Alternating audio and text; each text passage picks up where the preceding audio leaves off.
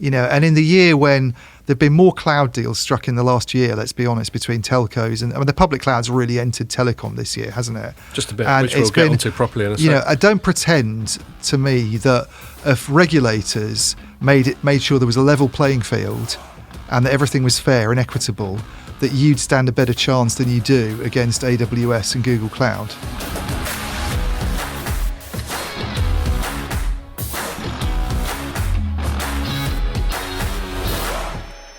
Hello and welcome to another Telecoms.com podcast. As promised last week, we're recording this a day early because this is when we'd normally be limping back from Barcelona. Mm-hmm. I mean, obviously it would be like February or March under normal circumstances. But had we gone this week and we'd done a normal MWC thing, we'd be pretty fucked up by this stage.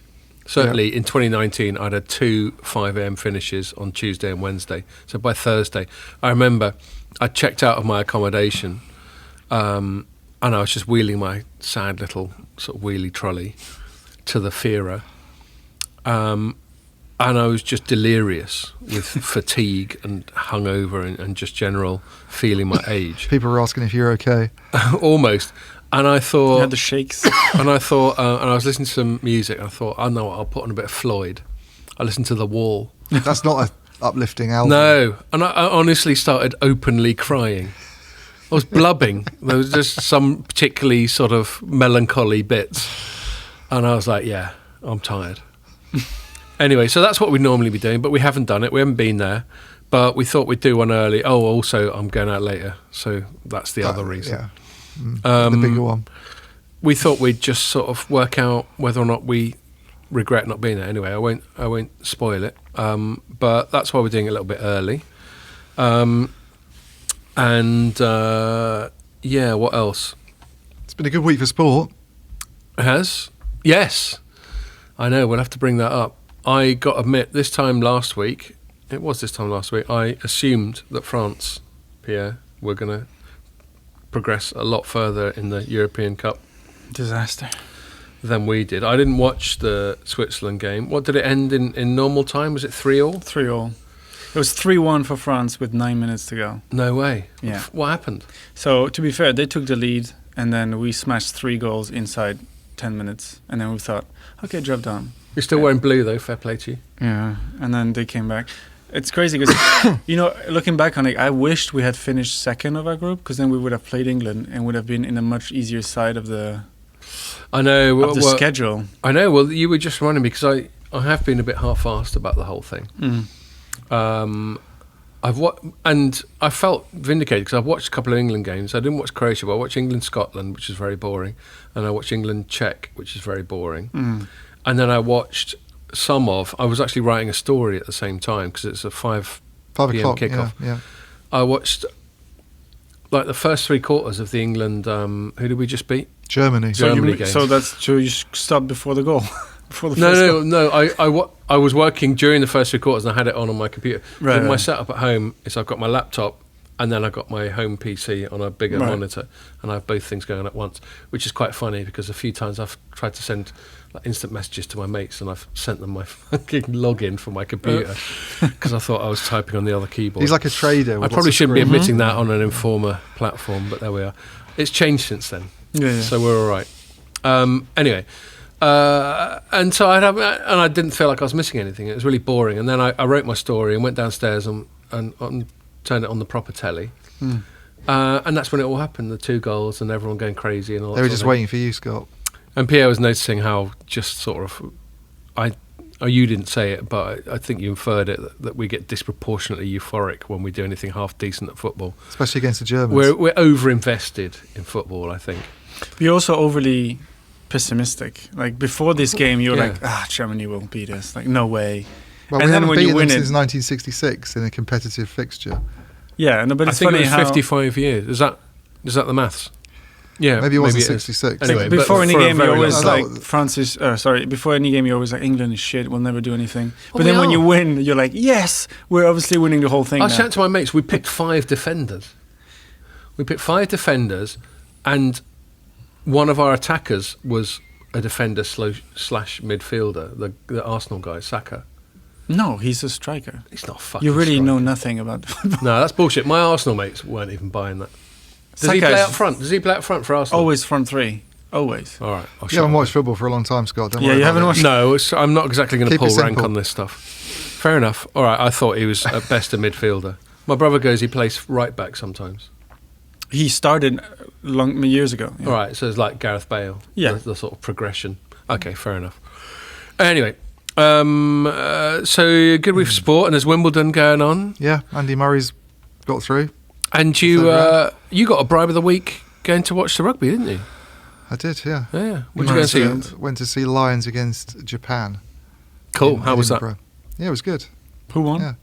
Lions. Lions did, but Alan Wynne-Jones fucked his shoulder, didn't he? He did. I couldn't really tell what was going on there from where I was sitting, actually, that injury. But, I mean, Japan were good in the second half. They sort of made a bit more of a match of it.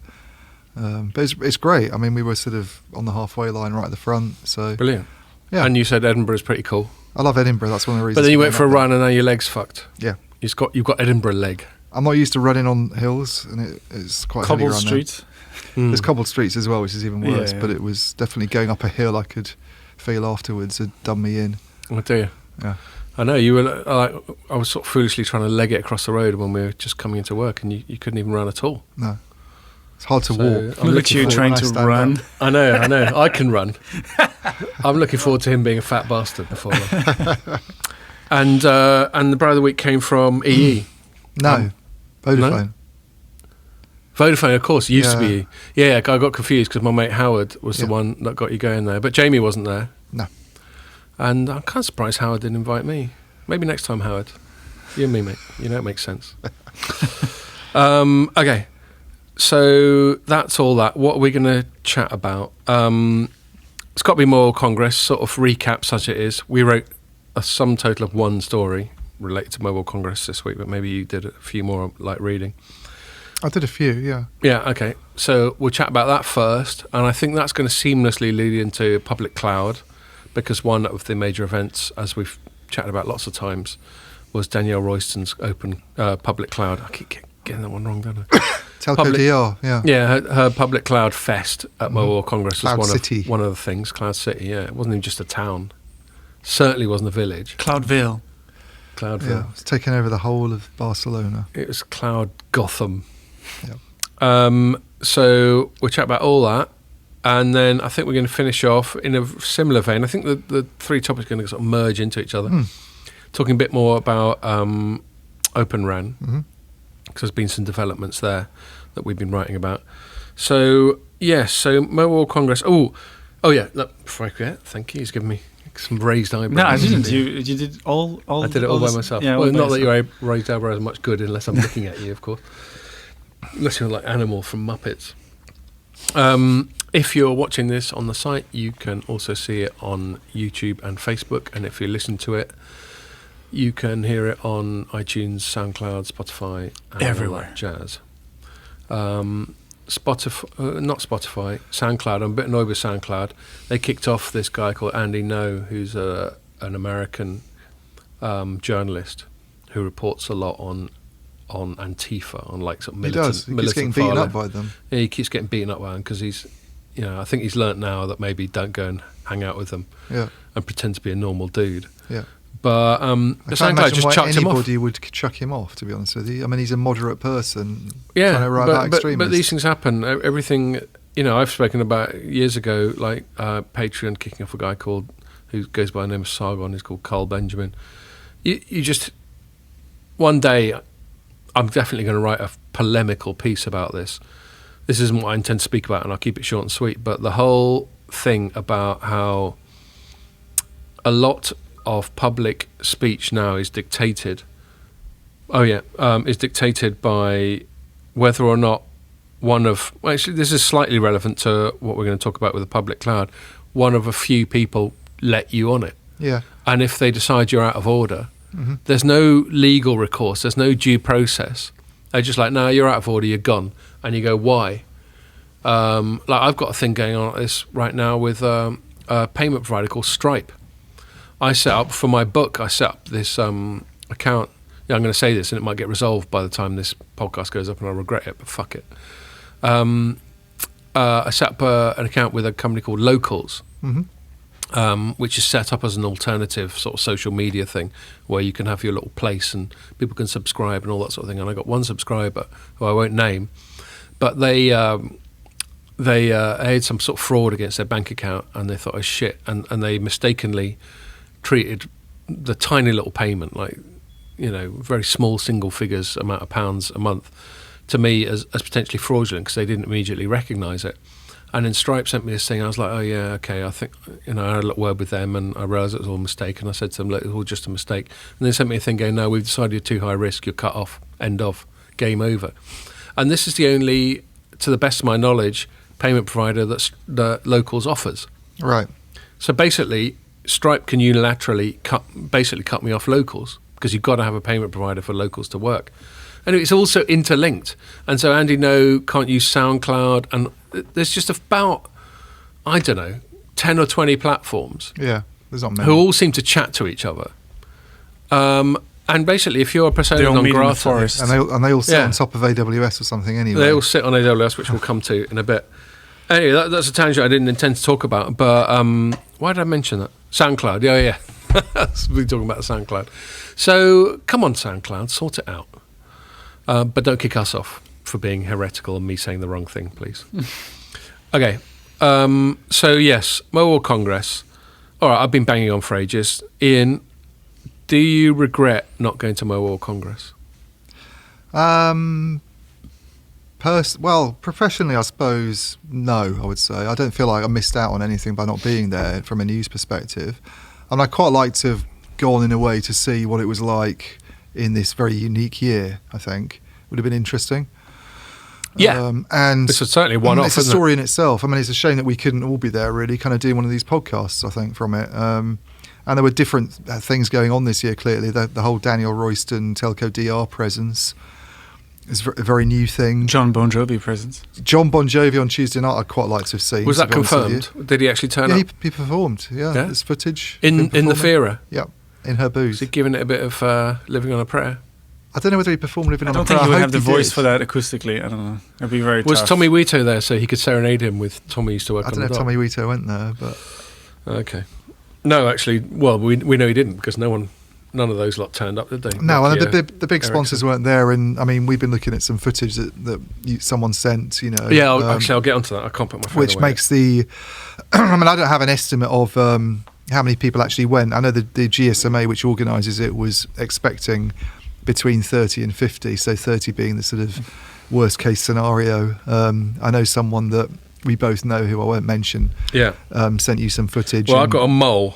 I've got a mole on site. Speculated and they sent me some footage. And I'm going to say this straight up front.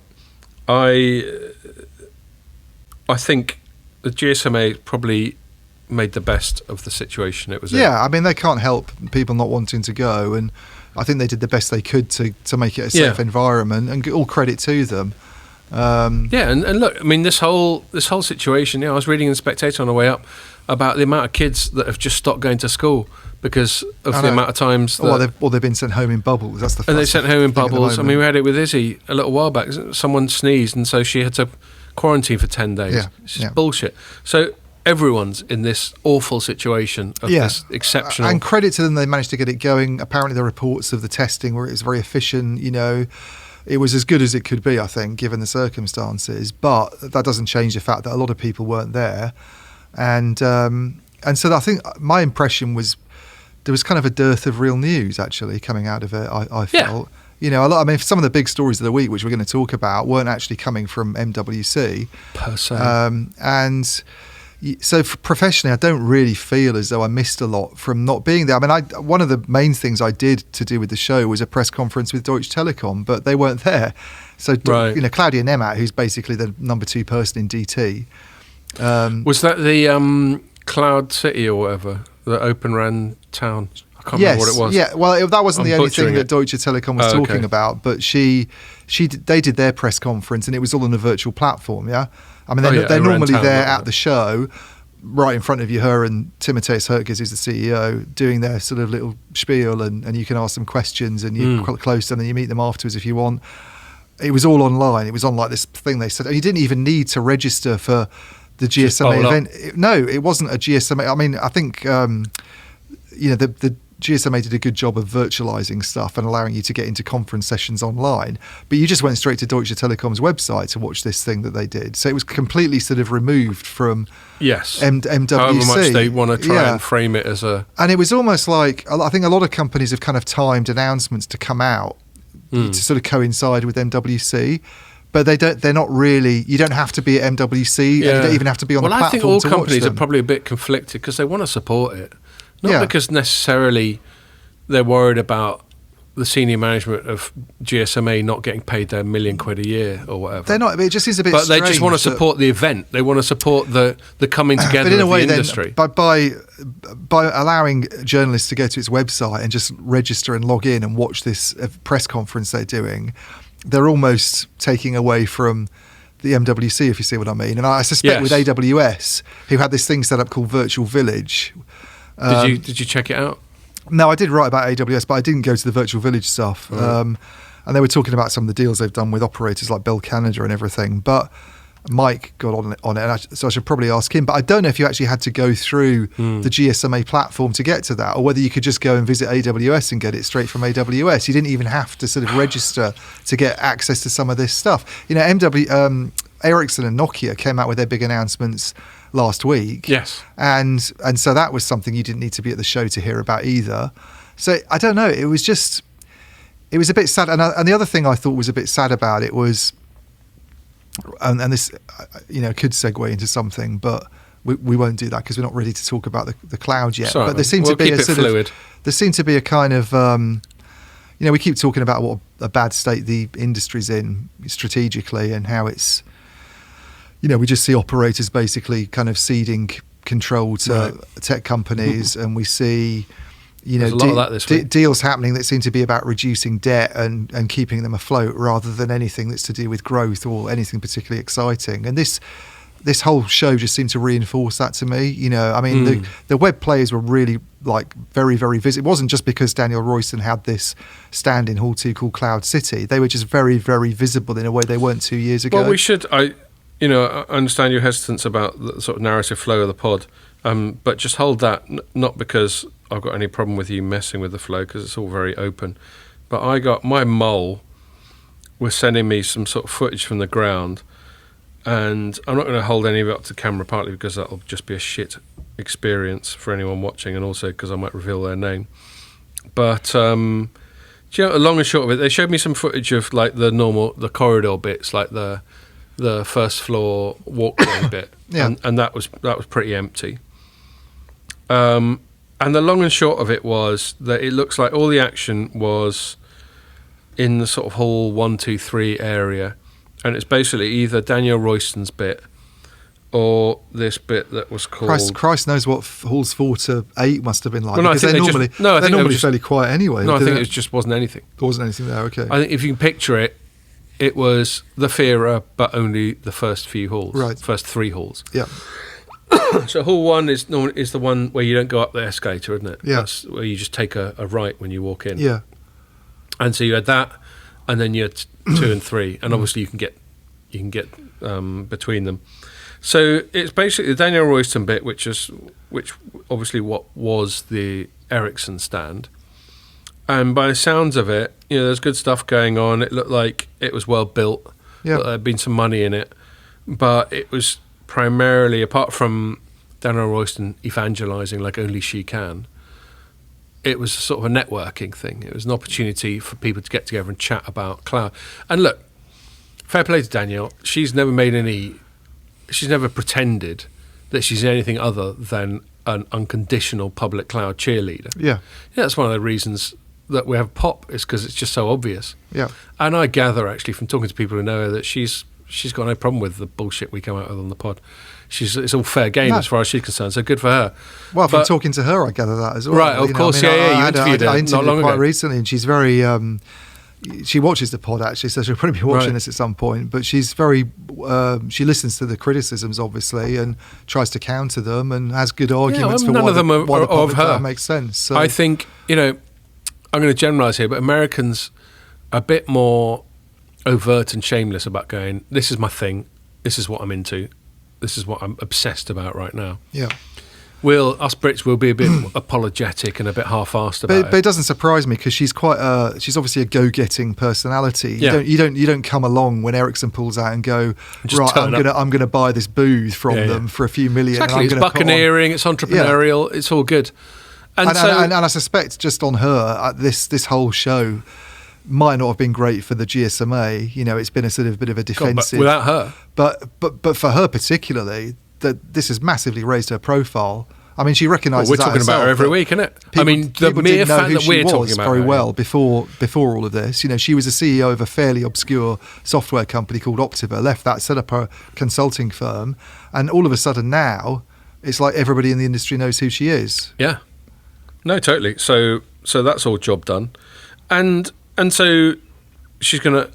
Her zone at Mobile Congress was gonna unapologetically be going rah rah public cloud. Yeah. Which is what it was, but I think ideally I might have expected it to have a bigger presence from like the big three, AWS, Right. Azure and Google Cloud, and then maybe the long tail, lest we forget about them before we all completely, which we're going to come to, throw in the fucking towel to those three. One? IBM, IBM's, in terms of the public cloud, it's like number 4 market share. is it number What's the 4? name of it? I know. I do know, and I can't remember now. Is it a Red Hat thing? No, Good. No, 'cause they if I have get a that public wrong, cloud I'm meeting up with platform. with Amy Elston later. People are I'll get in trouble. yelling at their phone like, it's this. Yeah. It's IBM Cloud.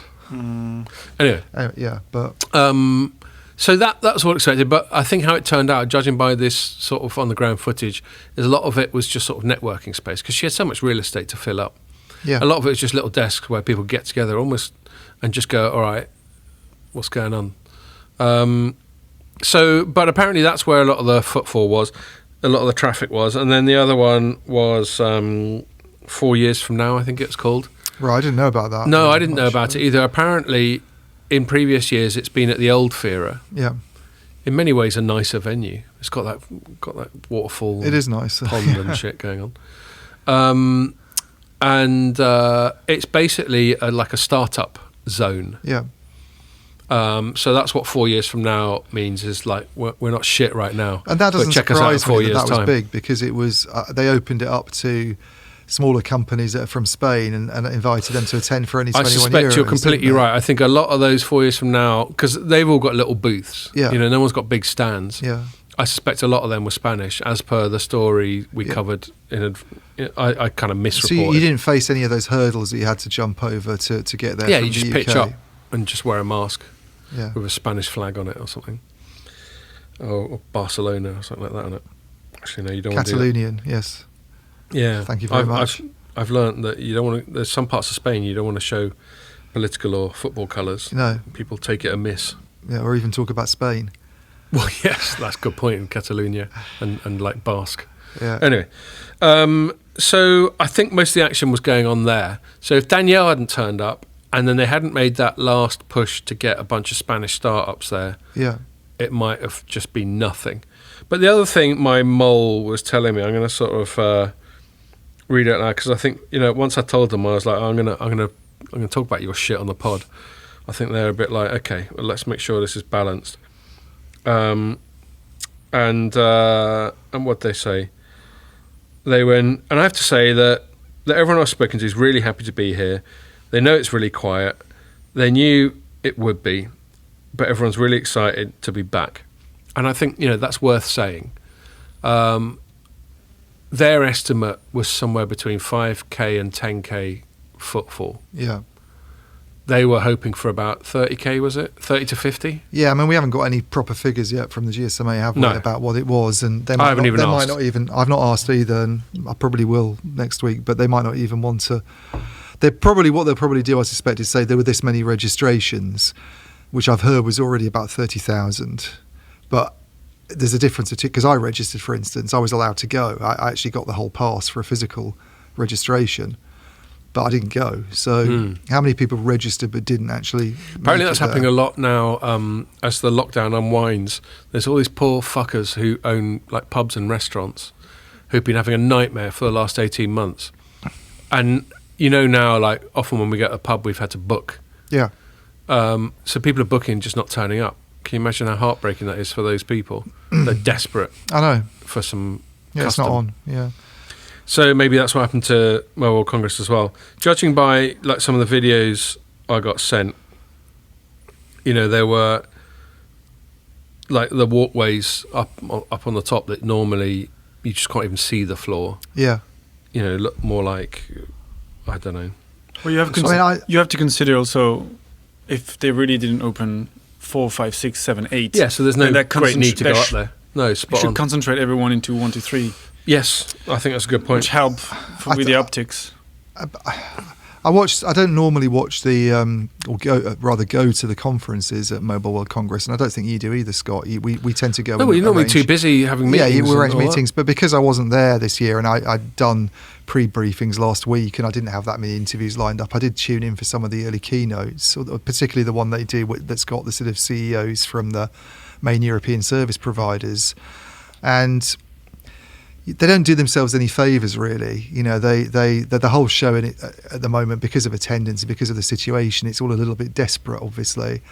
And then they get the leaders of Telefonica, Orange, and those two guys did actually go in person. Yeah, we wrote up Telefonica one. He's banging on about AI. Yeah, and DT's CEO by video link, and it was a bit.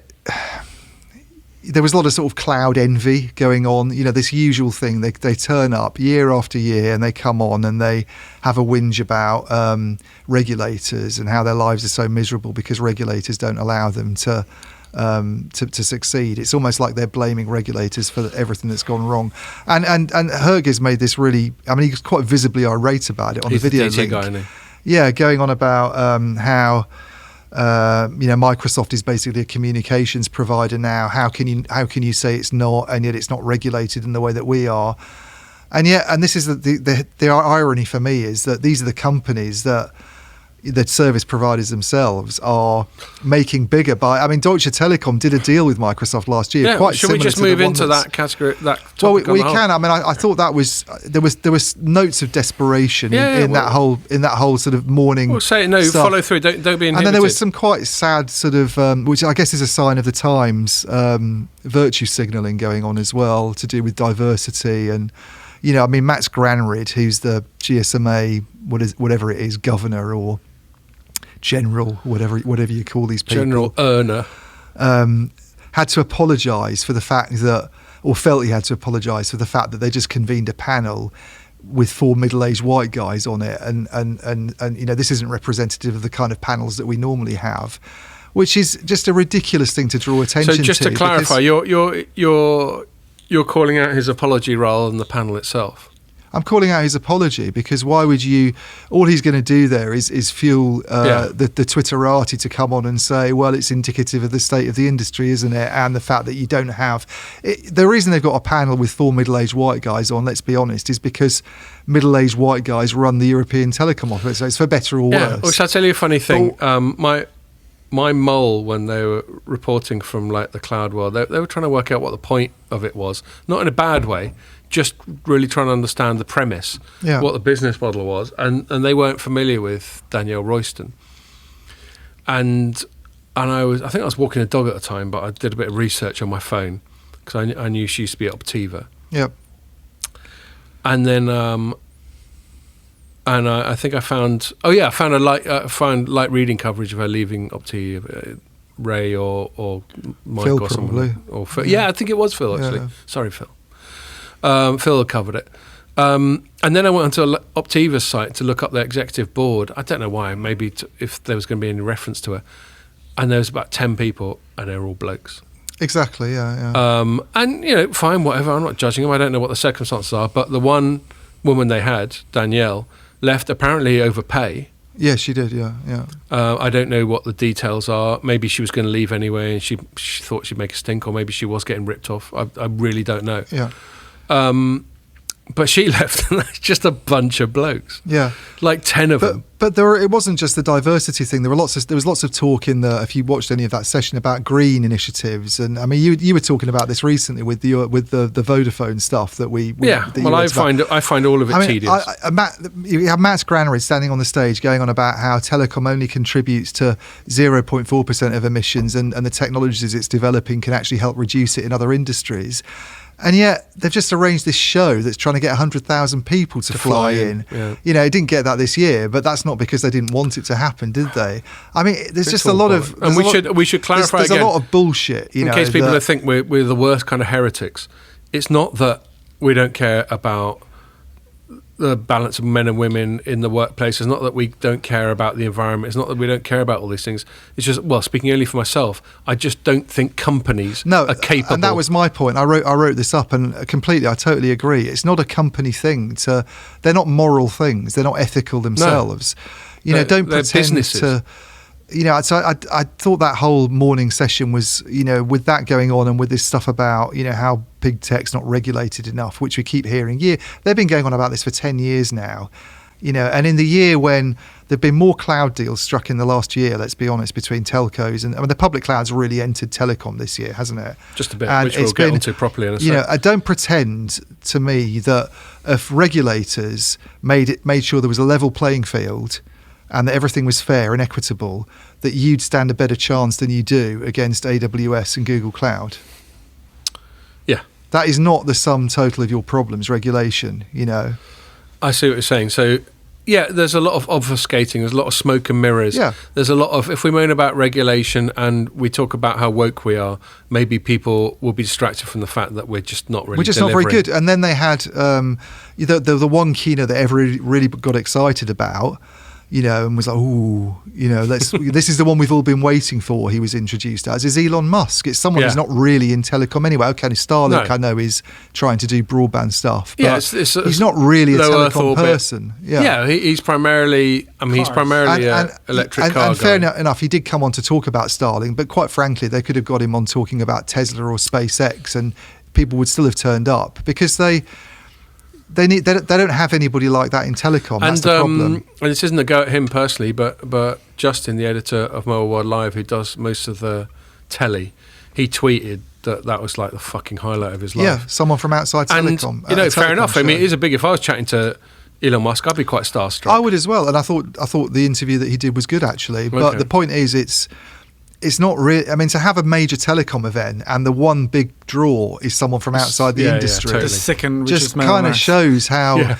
It's almost like a metaphor for how they have been they're in hock to big tech, yeah? Well, yes, except that, I suppose Elon Musk's not technically big tech, but they're in hock to external, not in terms of mainly fangs, US but he's, sort of money.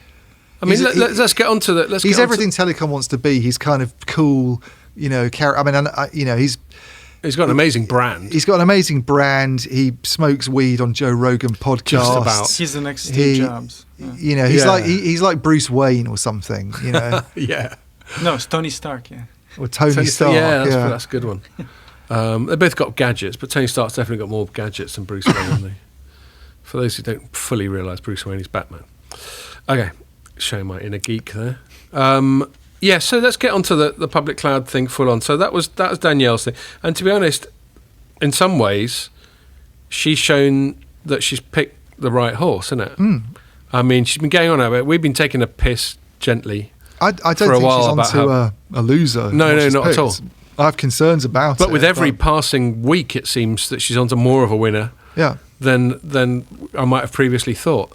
Our big concern, as we've said loads of times in this pod before, is not that public cloud doesn't have lots of advantages. It's just how utterly the telecom sector has just thrown in the towel and just gone, all right, well, you do it then. We can't do this. Yeah. And so we had, what was it? The story that I wrote last night. So, late yesterday US, this morning UK, which was AWS. No, not AWS, sorry. AT&T. Both going there, you see. It's very confusing. Just going, do you know what? Because AT&T has always been among all the operators, correct me if you disagree, among the ones, like at CES, they've always had this developer thing the day before. They've always gone on about how much R&D they're doing, how much independent development I picked up on that technology. in the story as well. Yeah. And then a lot of their IP is going to get shunted over to All of it, by the looks of it, in terms of anything to do with cloud. Yeah, So let me just interrupt because I haven't actually introduced the story. So the story I wrote was AT&T sells its cloud sold to Microsoft, and the start of the press release they wrote was, quote, AT&T will move its 5G network to the Microsoft cloud. Yeah, Which struck me as such an absolute statement. Yeah. Anyway, sorry, what were you about to say? No, well, it was a detailed comment really. The point about them moving all of their IP to Azure. I had an exchange with James Crawshaw, who's one of our analysts who does cover this stuff, and he said it's not everything. There is engineering stuff that they do that isn't to do with the 5G core and everything that they would be holding back. And but even so, like the IP they're handing over is, well, they called it network cloud technology. Network cloud technology, and basically what Azure is doing is taking this intellectual property and bundling it up with its Azure for Operators service, and they'll sell that on to other telcos. Yeah. So presumably at some point AT&T thought this was an important thing to do, and now it's stepping back from that and allowing. They've invested millions of R&D in. Exactly. Yeah. I mean, it's just it's another retreat. I see it as another retreat in the face of big tech. It's a massive admission that we can't hack it. If AT&T, I would imagine, if you were doing one of your like Ian Morris TM spreadsheets on R&D spend by operators, I imagine AT&T would be right up there. Probably would, yeah. And a lot of the R&D is probably gone because they were all doing it. I mean, like DT's still got that thing going on. What's it called? Their Edge, Mobile Edge. Mobile Edge X. Yeah, so Mobile Edge X. They got to put an X on there to make it a bit more edgy. Yeah. Edgy. See what I did there?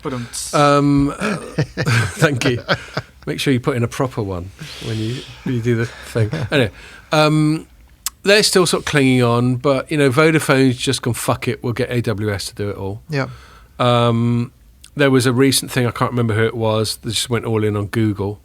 They seem to come every day. I'm writing a story about an operator just going, one of AWS, Google Cloud, or Microsoft Azure. This is bigger than any of the others because the only thing that's really comparable is what Dish has done. Yes, and Dish has actually gone a lot further than AT&T.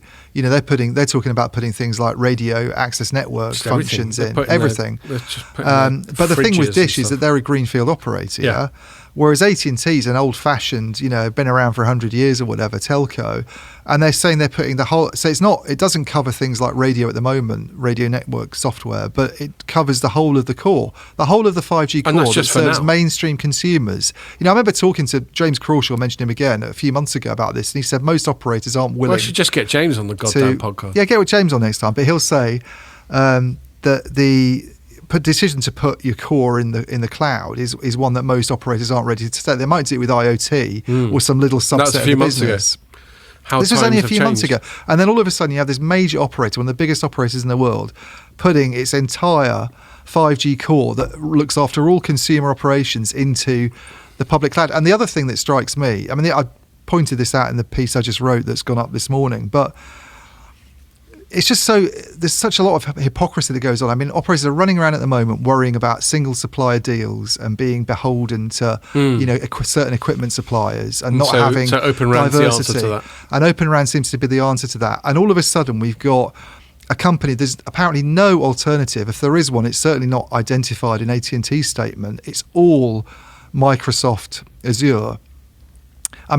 We can see how dodgy single supplier deals are just from looking at what's been going on in the telecom sector recently. Nokia, used to rely on Intel as a single supplier for some of the stuff that it does in 5G chips. And then when Intel ran into manufacturing delays, Nokia's share price tanked and its strategy was in disarray for 2 years. Huawei, because of a getting banned from particular markets by governments, has suddenly forced operators that were reliant on Huawei and only used Huawei for radio stuff to swap out everything, at massive cost, on projects that are going to take a couple of years potentially. And yet it's okay to just use only Microsoft for all of your public cloud that's looking after what could go wrong? As I think you said on our little internal chat.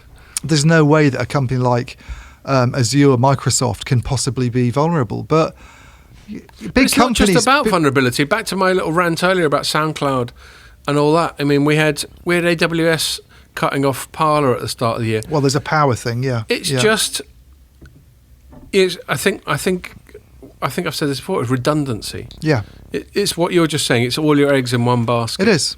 Yeah, You just never know. If let's say if you owned a mortgage for my house. I think I've used this mortgage metaphor before.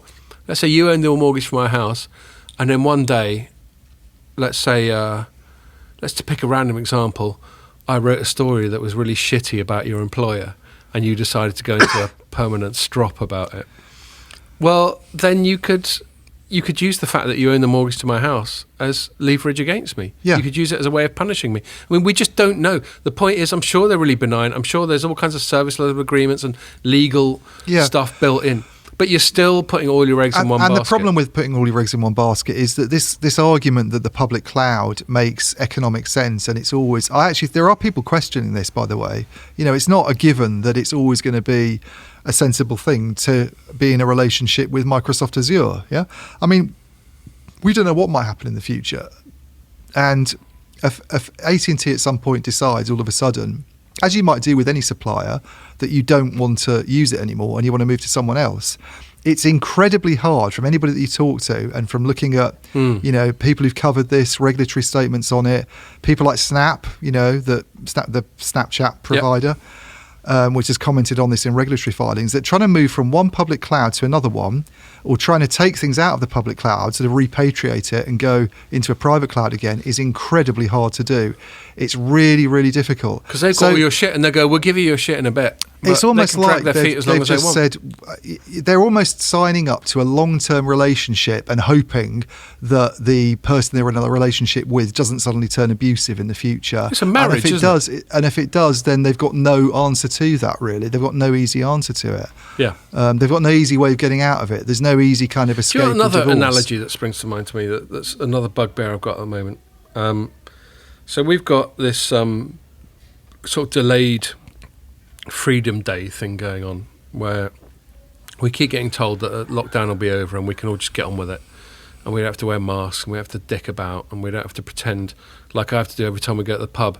They go, have you got the NHS app? I go, no. And they go, can you scan this QR code? And I scan it, and then I never fill in the form. Yeah. Because fuck that. I don't want these people tracking me. Yeah. And they know they don't care. As long as I go through the motions of putting my phone up to the as long QR as they code. can tick the box from the government regulatory side, then...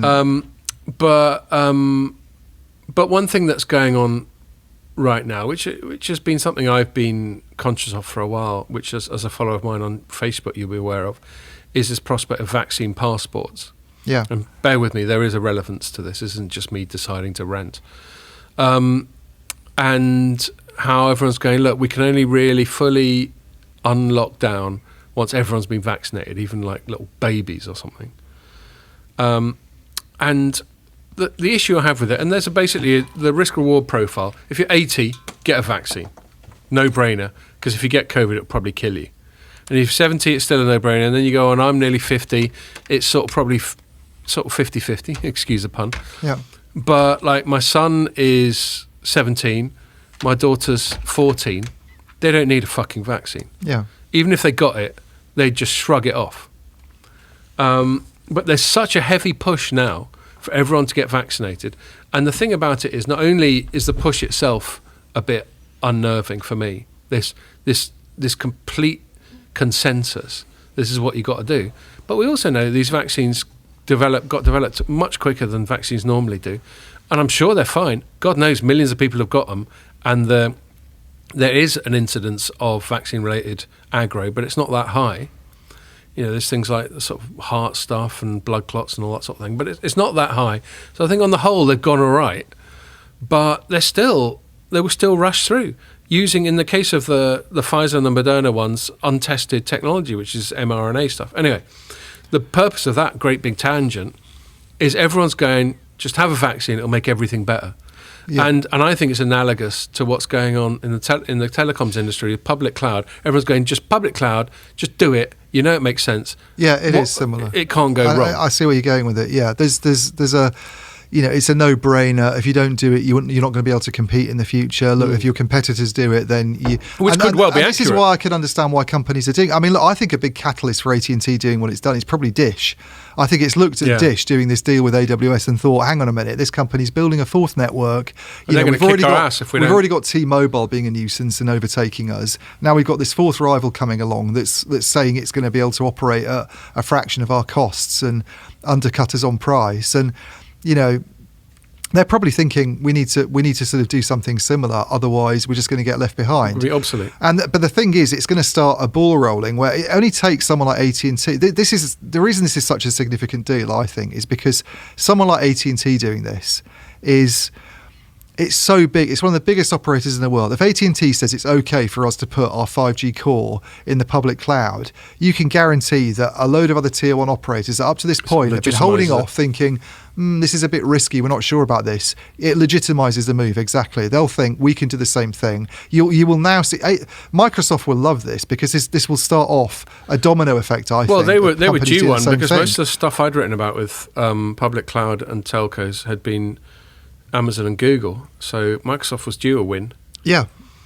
So yes, they'll be doubling. This week has actually been heavily skewed towards Google and AWS until the AT&T deal, which is bigger than anything actually that's happened in. Now they're like suck on that. World Congress, but they're actually, it makes sense in a way because I think if you look at the three and we're trying to sort of weigh them up against one another as to their kind of telco strategies.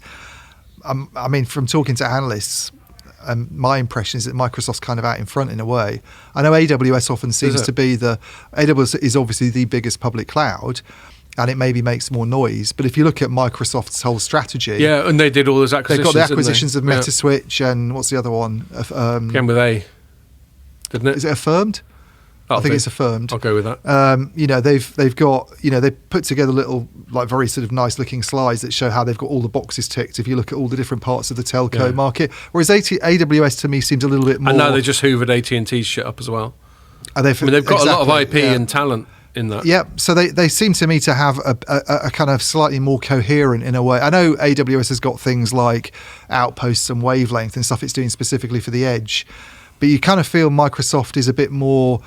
It's got a bit more of a sort of end-to-end telco strategy, I think. That could be what it is. That could be what we're, if we are, God help us, still doing this podcast in 5 years' we'll be writing about these companies rather than the telcos. Exactly, and we'll be going, is the AWS ecosystem winning or is the Azure ecosystem winning? The future world is going to be three big public clouds controlling telecom and a bunch of telecom networks underneath them, basically. Yeah. That just do... They're just clients. They just do last-mile network stuff. Yeah. And they deal with customer service and a bit of BSS and a bit of branding. Yeah, a little bit of branding. Actually, no, not branding. Who would you rather buy a phone service from? No, I don't think anyone. Because the only thing about that is, and I'm sure they're aware of it, and like the Yanks are getting quite keen on trying to trust bust the big tech. I think they're probably aware of the fact that they're a bit too big. It's a bit like Live Aid when Phil Collins did the UK and the US, and everyone's like, "All right, Phil, maybe," but certainly if Amazon came along into the UK market now and went, we've got a broadband offer and you can get Prime with it as well and also our shopping service and we'll bundle it all up for you at 70 quid a month. They'll give us something to bang on about. I bet they'd get loads of business. Maybe. They've got such a powerful brand. Or if Apple did, who would you rather buy a phone service from? I do think there comes a time where you can overextend your brand and people start to get freaked out. So, yeah, I mean, I don't know. Pierre, if there was like an Apple other stuff, so you're more into Apple than me and Ian. Although Ian's just finally got a MacBook, it must be said. He was on a MacBook before. Ian. All right, it was he on a MacBook before. Anyway, he just got a new one. But you're the most Apple-y person among us. Okay. If there were other stuff, other Apple branded stuff, other than gadgets, let's say services, like the car, TVs, they're talking about the car, or anything. Do you think there'd come a time where you'd be like, oh shit, I'm a bit over-appled here? Well, like when they talk about the car, I think it's really, it's like, we're starting to What unique value could Apple add there? Exactly. It's like, they'll be fine. I guess Apple could provide the entertainment info, like kind of screen, but do I need to have like an engine made by Apple, really. Yes. I mean, can't they just do the infotainment? Yeah. So I think they start to dilute themselves a bit. So that's what I think about Ian's point about the branding. I don't think they will. I think the operators will be clients. There will always be EE, Vodafone, O2, etc. as brands, and I think the consumer market wants that.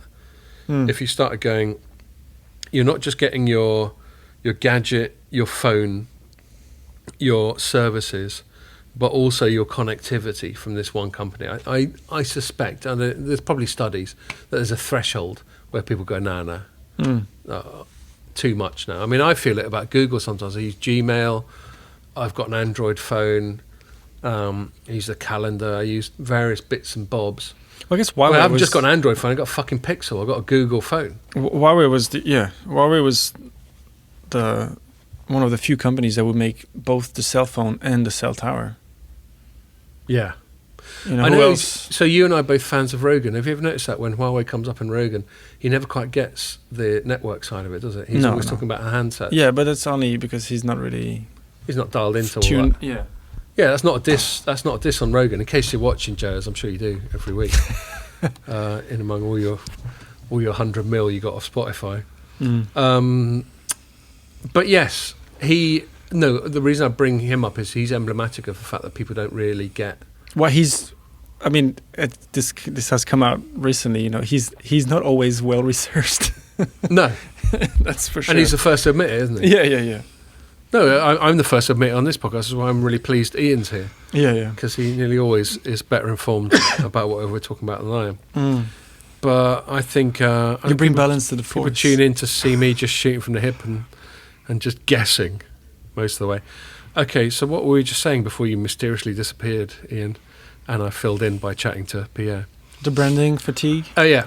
Okay, well let's move on from that because we just chatted about it again with you. So yes, I think we can all agree that if we're doing this pod in 5 years' time, it's a bit like talking about IT in the 80s, where it's basically just Microsoft. Yeah. All the time, and a few other giants, and this is always a concern. They're trying to have a pop.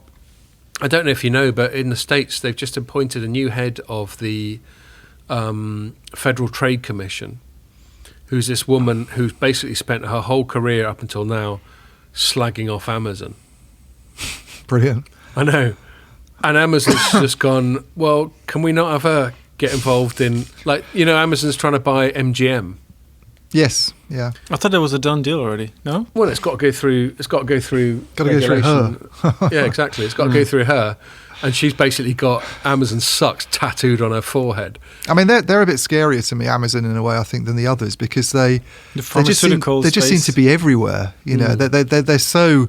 I mean, what did they start out as? A company selling books online, and now they just seem to do everything you possibly can imagine. Yeah, not selling many of my books. You know, they do sports TV. Come on, Amazon. They're waiting for me to chuck them some marketing money.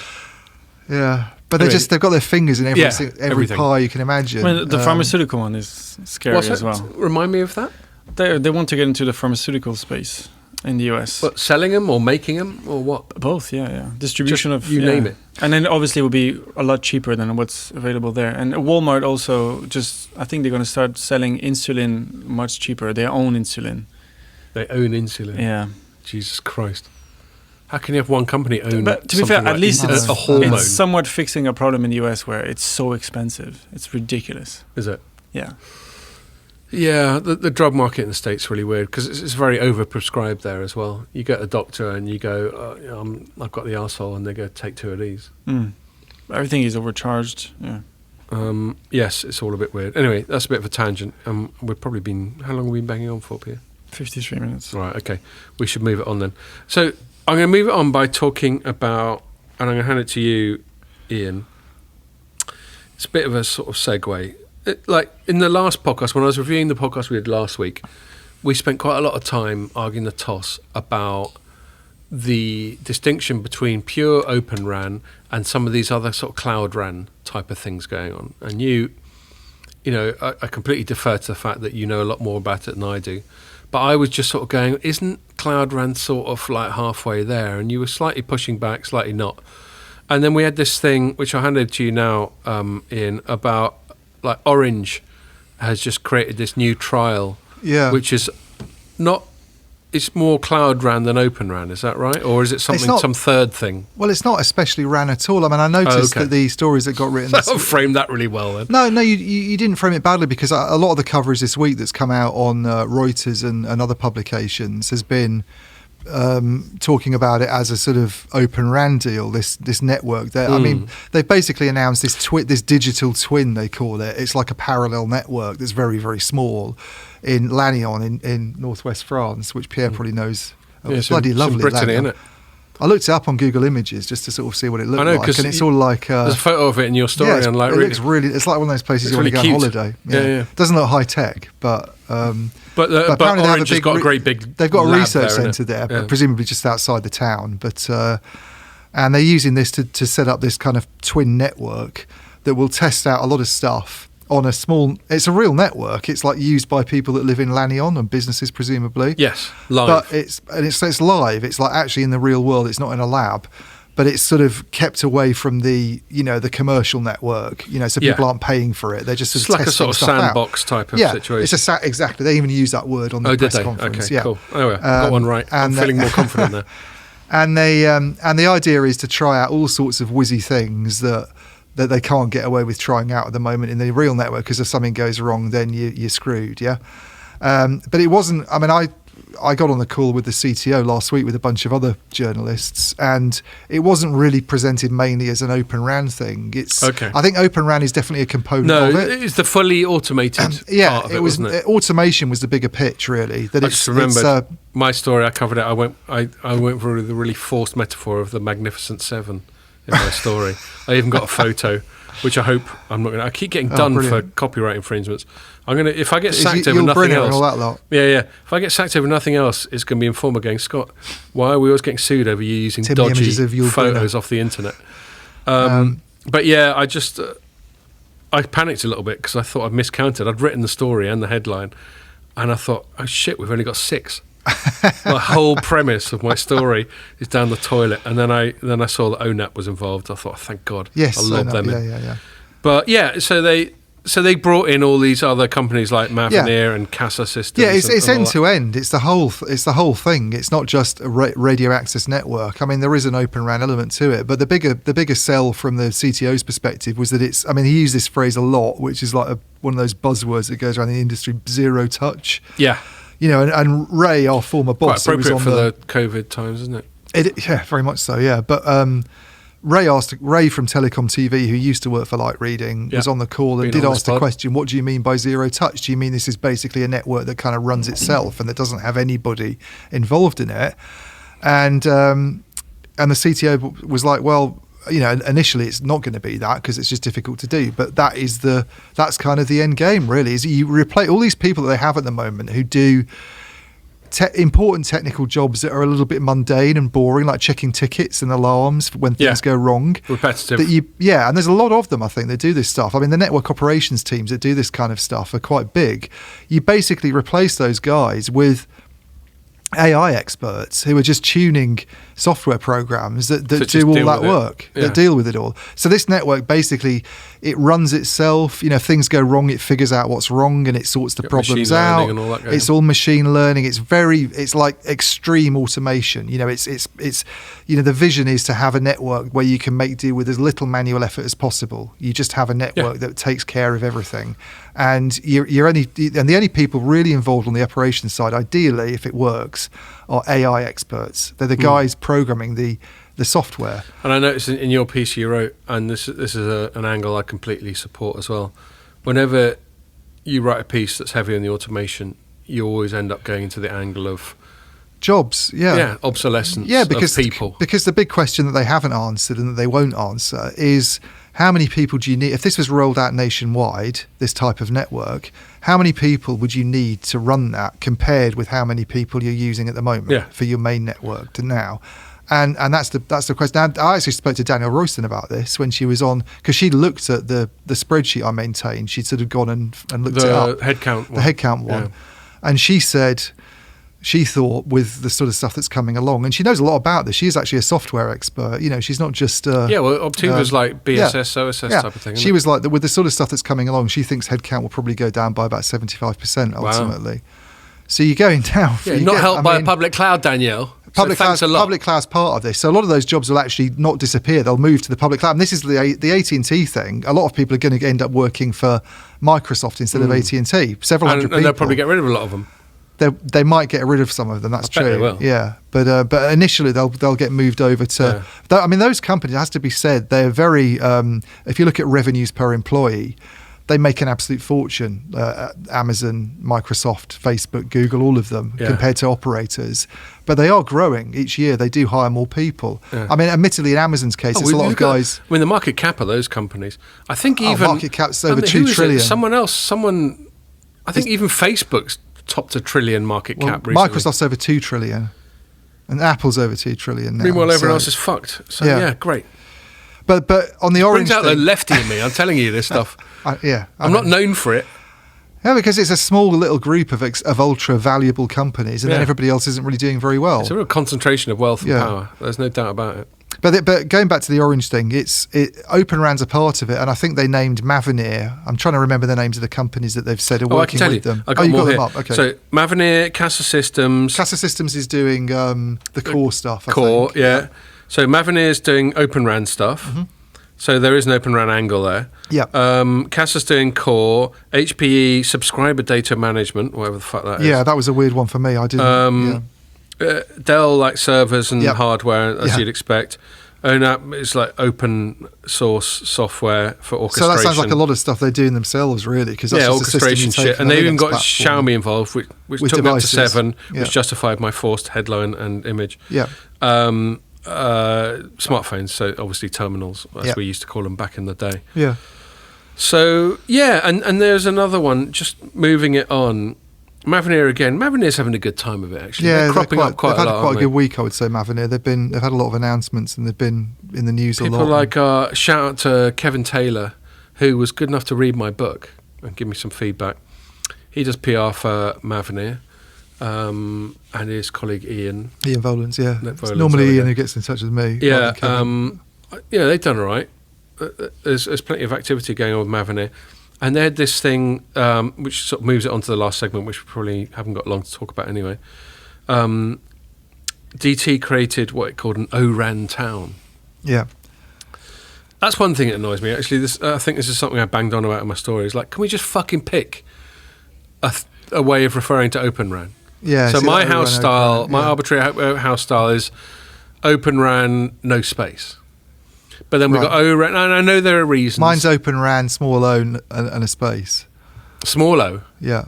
Oh, right. I don't, because I don't like making it out to be some kind of movement. To me, it's just a thing. It's an open radio access network. But then that's one of the reasons we got this sort of fragmentation, because ORAN, there's like groups, isn't there? Yeah. And there's the ORAN Alliance or something like that. There's the ORAN Alliance, there's OpenRAN's Vodafone's thing. But we're all talking about the same thing, aren't we? We're all talking about this disaggregation. Yeah, I mean, ORAN to me, when they say it like that, ORAN town, that to me implies the actual standards grid, the ORAN Alliance. That to me. And then within their press release, OpenRAN network that isn't based on that. They even switched from ORAN in the headline to OpenRAN. Yeah. No one can make up their mind. Anyway, so we know what we're talking about. And they got this town called Neubrandenburg. Yeah, New Brandenburg. I don't know how you pronounce I think it's German. near that. You're good at German. How do you write NEU Brandenburg? Do you reckon it's Neu or New or Ne? I don't know. Ask Pierre. He's a language expert. He's French. He doesn't know. They don't. I don't know, mate. They spent the whole last century disagreeing over stuff. I'm only good on short German words, and that's too long. Anyway, it doesn't matter. There's too many letters in it. Let's call it New Brandenburg. Let's pronounced. anglicise it and call it New Brandenburg. Yeah. And it seems quite equivalent to that gaff in Brittany that you were just talking about. It does. It's a similar thing. Yeah. And they've just got piled in.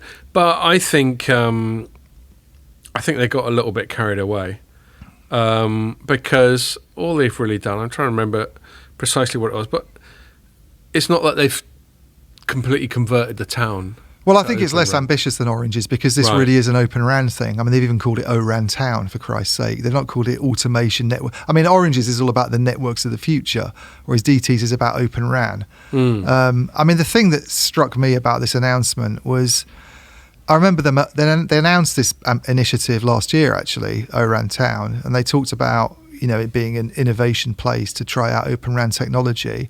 And one of the big things they made a big deal about having European vendors involved, which is very interesting because the big European telcos at the moment are desperate to have a European ecosystem. They've even signed this memorandum of understanding, which they've presented to governments, urging them to back local vendors because they're worried about being overly reliant on the Asian and US suppliers. Right. Because at the moment, all the options seem to be Asian and US. Mm-hmm. So because Europe's being a bit shit.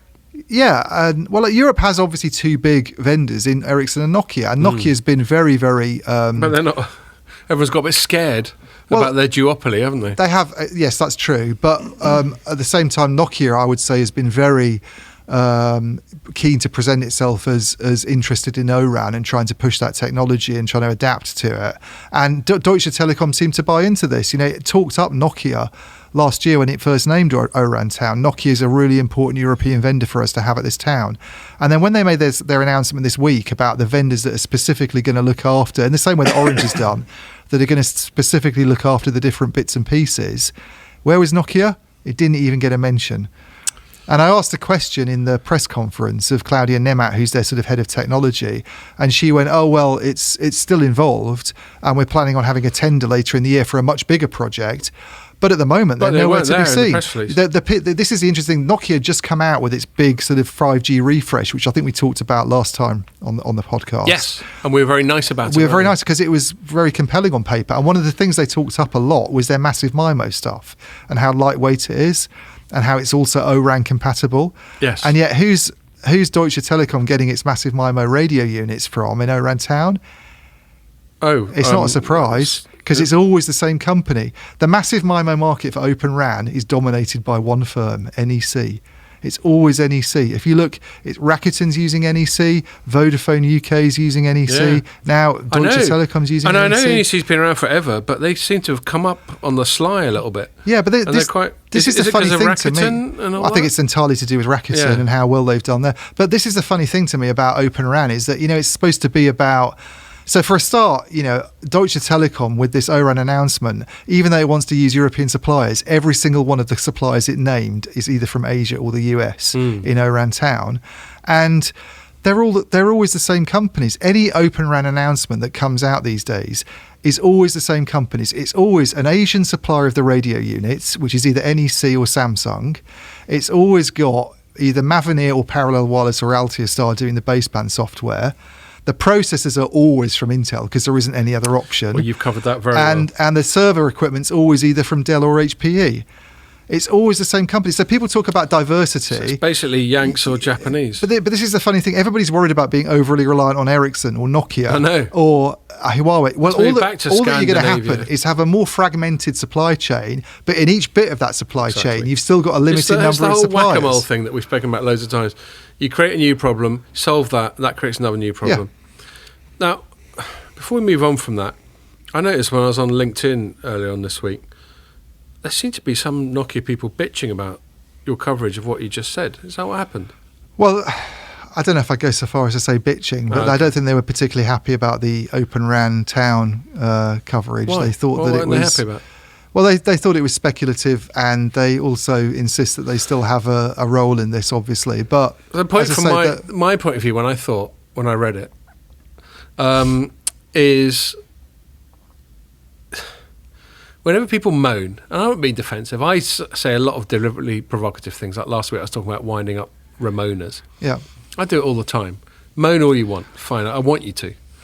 But I just think there's a sort of double standard where people only pipe up when your coverage happens to not be particularly advantageous to them.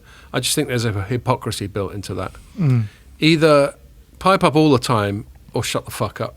Yeah. Don't just pipe up when it's in your own self-interest, because that's not commentary. That's not objective critique. And I think that's why most PR companies and companies just try and keep quiet about any kind of journalistic coverage at all, even if it's favourable to them. So. That's why hardly anyone ever speaks to me ever. Yeah. Because they think I'm such an appalling risk prospect. I mean, I think they were keen to sort of make out that they are still a key Deutsche Telekom OpenRAN partner. But the point of the story was, but why do it publicly? That's what I don't get. That is just petulant. Every now and then you'll get something. It could be in my inbox, which obviously isn't public, or it could be on Twitter or something. I just think. I mean, I had one. God, where sort of an old colleague of mine just had a little moan on the comments of one of the stories I wrote, and then I just gave it back with interest, and he went quiet. And it's just like, why'd you do that? You're not going to win. Don't take on journalists in the public domain. By all means, do the time-honoured thing of trying to go over their head. Like, God, when Ray was my boss, the amount of times he'd come to me and go, and these people have bitched about you, and I told them to go and fuck themselves. I mean, I don't think he actually did that, but, in his more Ray polite way, pushed back.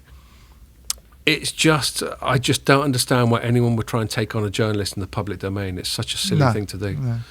So anyway, that made me laugh when I saw that. Just one last thing, actually, because we're running out of time. Actually, it's sort of kind of going full circle back to the capitulation of the operators to big tech. The story I wrote before I left the house today, I headlined, AT&T is the latest operator to hand over its messaging to Google. And this is relatively minor compared to the absolutely sort of existential OpenRAN, public cloud type of stuff we're talking about.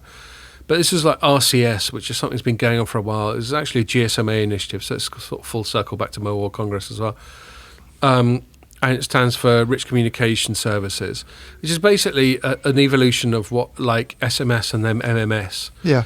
A way of just sending data over your phone, and you sort of think, well, we got that covered, haven't we? We got WhatsApp. Yeah, it was their response to that, I think, really, wasn't it? It's sort of their response. And the sad thing for them is I think it had probably been brewing possibly even before that stuff became mainstream. Yeah, but it takes them so long to do anything. Yeah. They just dragged their feet so much. But then the other thing, when I was looking into it, I was thinking, look, why are you even bothering with this? The bit that seems sound about it is it's like WhatsApp, but provided by operators. And you think, well, why do I care? Yeah. Well, because they've got the billing relationships. They've got the customer relationships with their subscribers.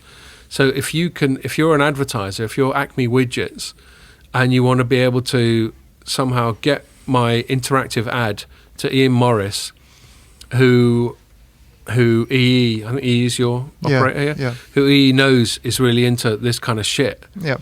Then that could be really powerful in the way that Facebook and Google are so powerful now with advertising and their targeted advertising. And maybe it could have worked, but the long and short of it is they're just not culturally geared towards exploiting those things in the way that people like Google and Amazon and the big tech people are. Yeah. Partly because it requires all of them... You what? Yeah, morals. Possibly. No, Jim, I wouldn't give them that. I think they're just more morals. No, I don't think morality comes into it. I think they're just slower and more inefficient. And also, no, but the other point I want to make is it requires a lot of them. This is why it's a GSMA thing. It requires all of them to cooperate. Yeah. And it's like herding sheep. Yeah. The more people you need to cooperate to make a thing happen, the less likely it's to happen. Whereas these tech giants have the fact that they're just self-contained. And so if Google wants to go all in on something or Amazon wants to go all in on something, they don't need to go and have meetings with loads of other third parties to make it happen. And so I don't necessarily celebrate the demise of RCS, which, this AT&T basically going, fuck it, we're not doing RCS, we'll let Google do it. I mean, it's still using RCS technology. Yeah. I think this was announced because there was supposed to be, it's cross-carrier, isn't it, basically? Yeah, well, they were created that thing about 2 years ago. Initiative, which collapsed a few weeks ago. It lasted about a year or so. Well, it was quite recently, the announcement that they weren't going to pursue it anymore. And it's bad news for companies like Synchronos because they do the underlying sort of platforms for this stuff. And the fact they have something going on in Japan that's where the operators are doing RCS and trying to make it work. And Synchronos is obviously really behind this. It's in 15th of April we wrote up them pulling the plug on it. Yeah, so it's not good news for them, basically. But and it just feeds into the broader narrative and I'll wrap it up here unless you've got anything to add, Ian, of us feeling slightly deflated that the telecoms industry, it's tried a lot. Like AT&T bought Time Warner. They've got this RCS thing. We've got, again, AT&T trying to do its own cloud thing. DT still sort of trying to do its own edge thing. They all seem to be trying it. And there's a certain sense of inevitability that they're just going to go, nah, you do it, Google. You do it, Amazon. Yeah. You do it, Microsoft. Yeah. And, you do it and we'll provide the pipe. And I suppose I'm sad because we've spent all this time slagging them off on the podcast. And when they're the boss, we're going to be out on the street, innit? I know. Well, unless, yeah, exactly, that's true. We're probably not going to get jobs with them. Or maybe it'd be like trying to travel to China. Maybe we'll be, yes, I'm certainly not going to try that. Maybe we'll be poachers turned gamekeepers, and they'd be like, tell us how to complete our world domination. And by that stage, we'll be so demoralised, we'll be like, yeah, as long as you give me some money, I'll just do it. Okay, let's wrap it up there. Okay, well, that was good. It was a bit downbeat, wasn't it? Yeah, I mean, we can be more cheerful next time. Yeah. We had a laugh, so there we go. And we've still got a job. All right, anyway, thanks a lot for listening. Make sure you join us for the next one.